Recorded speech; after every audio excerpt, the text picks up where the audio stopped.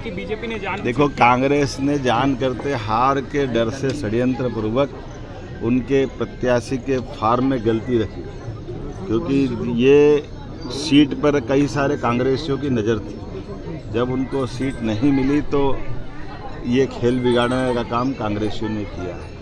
कितनी छोटी बात है, कोई पंच सरपंच का भी फार्म भरता है तो क्या उसके आपराधिक रिकॉर्ड की जानकारी नहीं देना चाहिए? जो 10-10 बार चुनाव लड़ चुके ऐसे बड़े नेताओं के साथ, और वो भी राज्यसभा जैसे उच्च सदन के चुनाव में आप नाम निर्देशन फार्म भरते हो, तो ये आप जानबूझ करके षड्यंत्र कर रहे हैं। एक तरफ आपको अपने विधायकों पे भी भरोसा नहीं, इसलिए प्लेन लेकर उनको लड़ाने का, डराने का, कितने प्रकार से ये जो नाटक करने का प्रयास किया। सारी पोल खुल गई है। अब कांग्रेस को आत्मविश्लेषण करने की ज़रूरत है।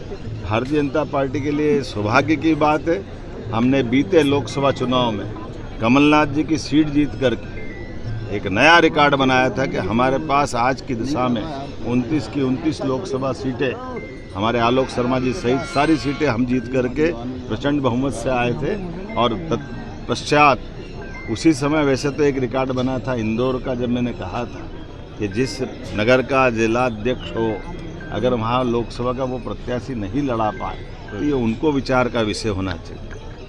हम अगर ये बोलेंगे तो किसी को बुरा लगेगा, लेकिन ये जो बात है वो यथार्थ है। ये ज़रा अंदर झांक के देखें। जो हम नेतृत्व की कांग्रेस से भी एक अपेक्षा करते हैं, ये कांग्रेस के अंदर वर्तमान के जो हालात हैं कि जो अपने प्रत्याशी का फार्म नहीं भरा पाए, जो अपने विधायकों को एकजुट नहीं कर पाए, जो अपने नेतृत्व की छाप और धाक उनकी पार्टी में अगर इसको एक्सेप्ट नहीं करते तो बीजेपी क्या करेगी? बीजेपी तो हमारे उसी भाव से चल रही है जब हम अपने महेश केवट जैसे सामान्य कार्यकर्ता को भी, एक मल्लाह माझी समाज के कार्यकर्ता को लाकर मौका देते हैं। और हमने अपने राज्य के अंदर भी, राज्य के बाहर भी तरुण चुग जी को मौका दिया, हमारे रजनीश जी को मौका दिया। ये हमारी परंपरा है और एकजुटता के साथ पूरी भारतीय जनता पार्टी ताकत से लगी रही है। और जब ये राज्यसभा के निर्वाचन जैसे एक सामान्य चुनाव में भी पार्टी कांग्रेस की इतनी लापरवाही करेगी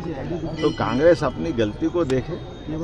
निर्वाचन अधिकारी के सामने उनने अपना पक्ष भी रखा, एक्सेप्ट भी करा कि हाँ हमने ये बात छिपाई थी।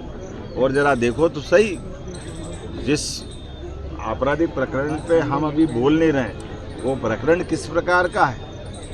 प्रत्याशी ला रहे हैं तो प्रत्याशी को लाने के पीछे वो देख तो ले कि जिस धारा में उन पर प्रकरण चलाने के लिए परिवाद लगाया गया तेलंगाना सरकार में न्यायालय के सामने, उसके बारे में क्या आप बोलेंगे? वो कोई नारी बंधन वाली बात है क्या? शर्मनाक बात है। प्रत्याशी चयन करते समय इन सारी बातों को देखना चाहिए। बहुत